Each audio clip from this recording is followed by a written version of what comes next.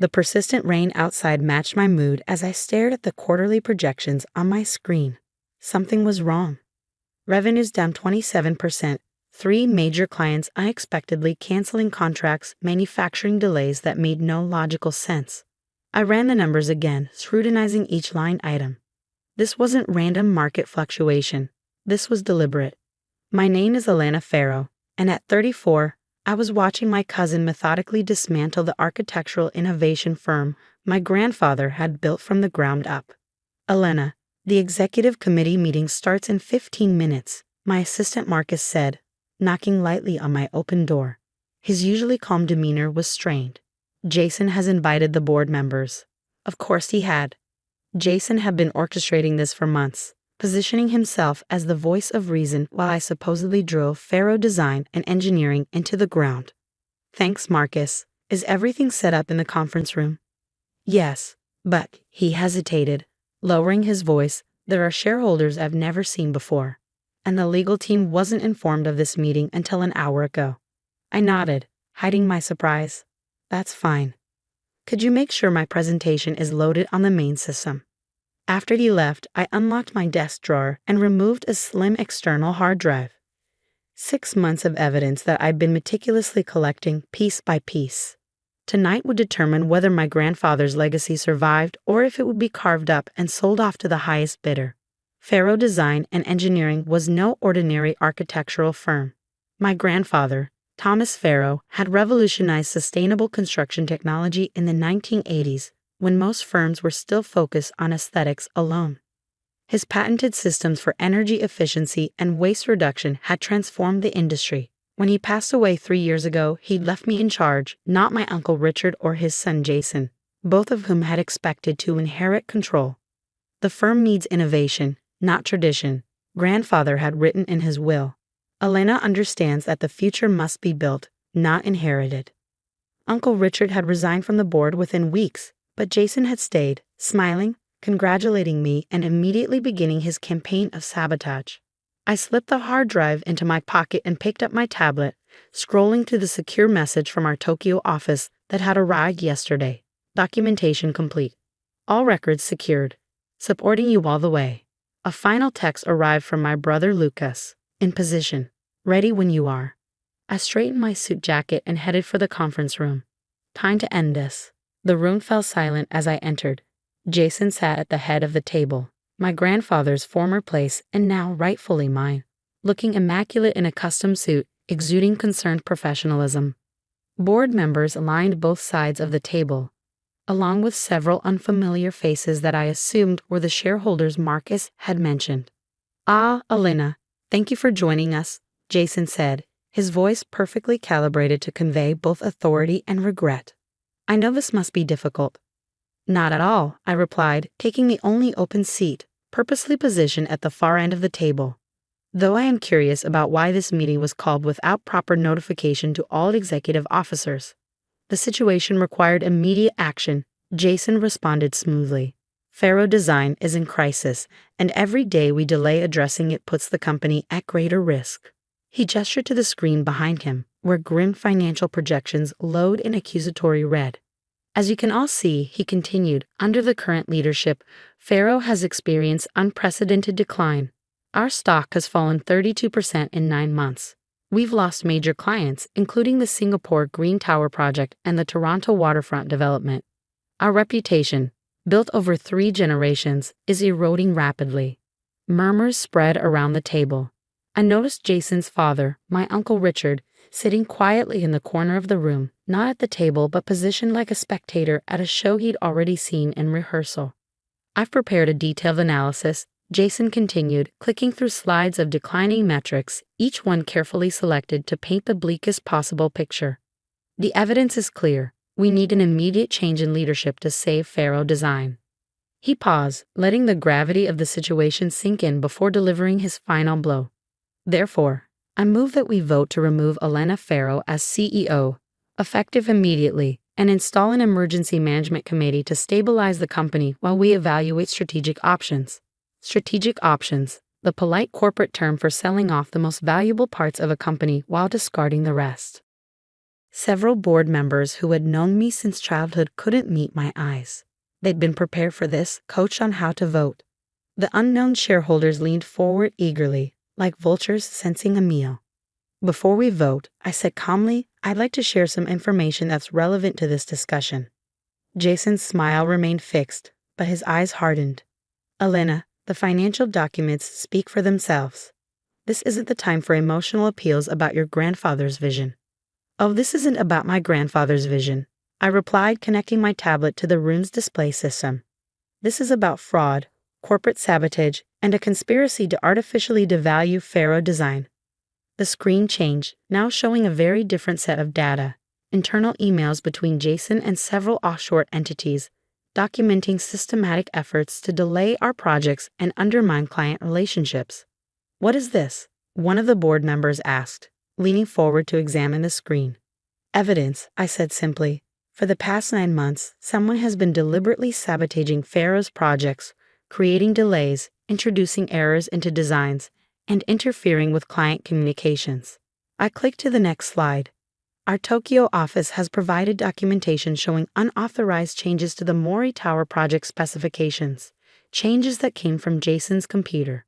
This is absurd, Jason interrupted, his composure slipping. You're manufacturing evidence to cover your own incompetence. Ms. Chen, I said, addressing our chief financial officer, who had been silently observing until now. Could you confirm whether these financial discrepancies match the inconsistencies you've been investigating? Lydia Chen, who had worked alongside my grandfather for 20 years, nodded firmly. They do. I've been tracking irregularities in our reporting for months. These documents appear to explain the source. The room erupted in confused conversation. I used the moment to signal Marcus, who opened the door to admit Lucas, my brother and our company's chief technology officer, who had been working remotely for the past 6 months, supposedly overseeing our West Coast operations. In reality, he'd been conducting a forensic investigation of our internal systems, tracking the digital breadcrumbs of Jason's sabotage. The server logs don't lie, Lucas announced, connecting his own device to the display. We've documented over 200 instances of unauthorized access to client files, project timelines, and financial reports, all traced back to 3 IP addresses. He brought up a new screen showing the digital evidence, one at Jason's home, one at a property owned by his father, and one at an office registered to this company. Lucas projected the corporate registration of a newly formed entity, Paradigm Partners, LLC. Interesting timing, I noted that Paradigm Partners was incorporated just 1 day after my grandfather's will was read.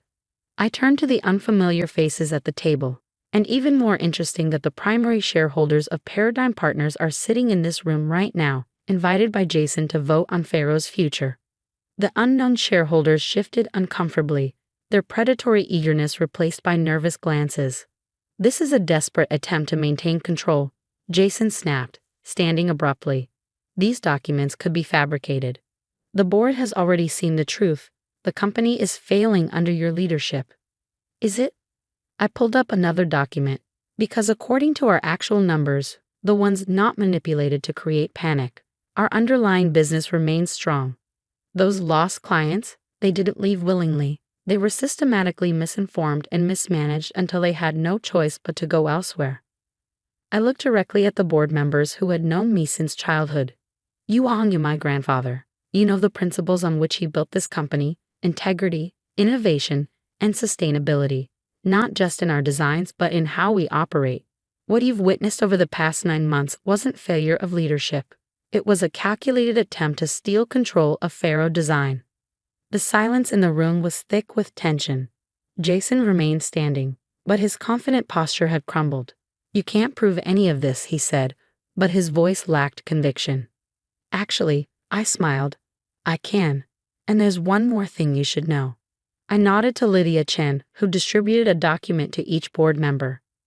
While you were busy manipulating reports and sabotaging projects, I was securing our core intellectual property, Pharaoh's most valuable patents, including the new carbon capture building skin that grandfather was developing before he died, have been transferred to a separate holding company controlled exclusively by a trust dedicated to maintaining Thomas Pharaoh's innovation legacy. Jason's face drained of color as he understood the implications. Without those patents, Faro Design would be worth a fraction of what his buyers were expecting. That's corporate theft, he stammered. You can't just transfer company assets. Actually, she can, came a new voice from the doorway. Harrison Wells, our longtime legal counsel, entered carrying a thick folder. Thomas Farrow's will included specific provisions granting Elena the authority to protect core intellectual property in the event of a hostile action against the company. We've been monitoring the situation for months, waiting for the right moment. He dropped the folder on the table. Everything was done legally and properly. The patents are protected and can only be used by Faro Design as long as it remains true to its founding principles. Ladies and gentlemen, I address the board. We have a choice to make today. We can allow Faro Design to be dismantled by people who see it only as assets to be stripped and sold. Or we can recommit to the vision that made us industry leaders in the first place. I turned to Jason. I move that we vote to remove Jason Faro from any position within this company, effective immediately, and to begin legal proceedings to recover damages caused by his systematic sabotage. The vote wasn't even close. The aftermath was exactly as chaotic as I had expected. Security escorted Jason and Uncle Richard from the building while the board convened an emergency session to assess the full extent of the damage. The unknown shareholders, Jason's potential buyers, disappeared as quickly as they had arrived. 2 days later, I stood before our assembled employees in the main atrium of our headquarters.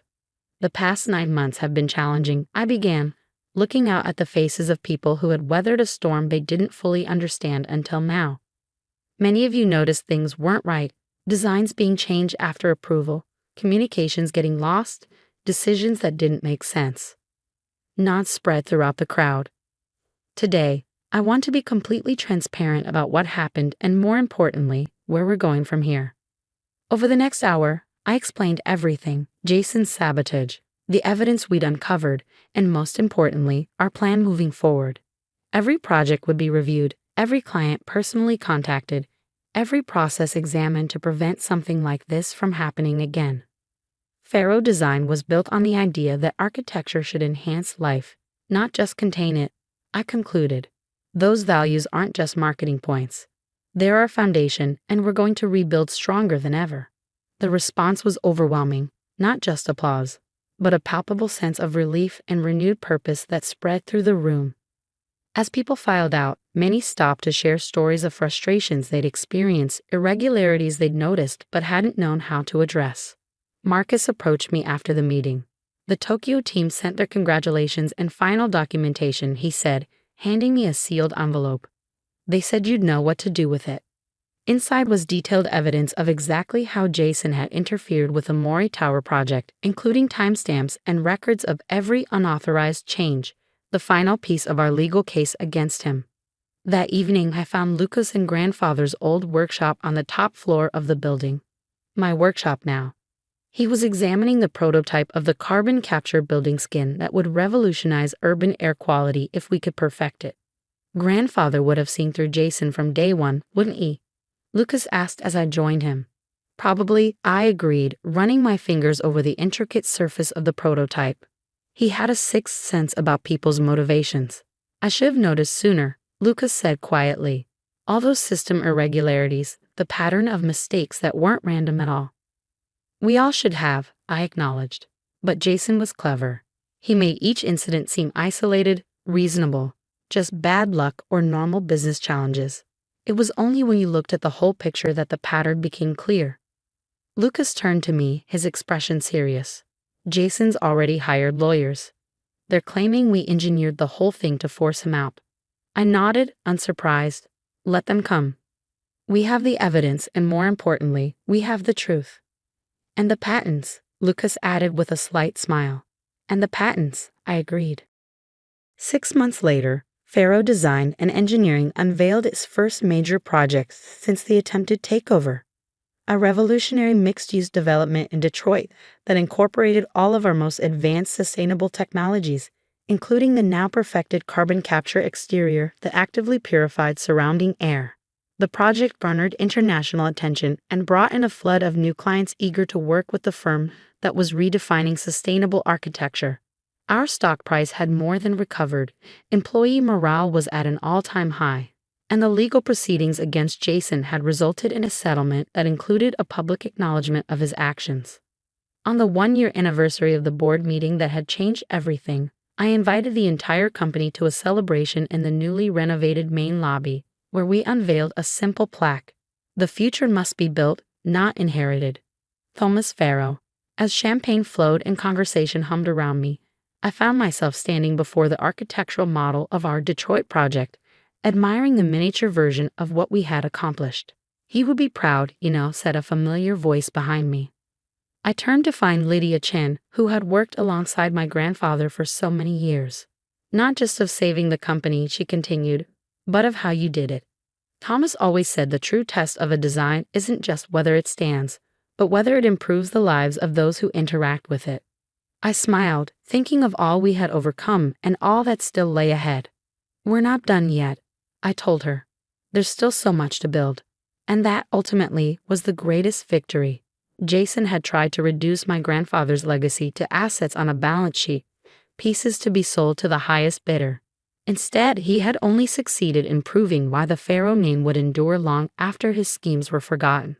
Because while Jason had been focused on what he could tear down, we had never stopped imagining what we could build up.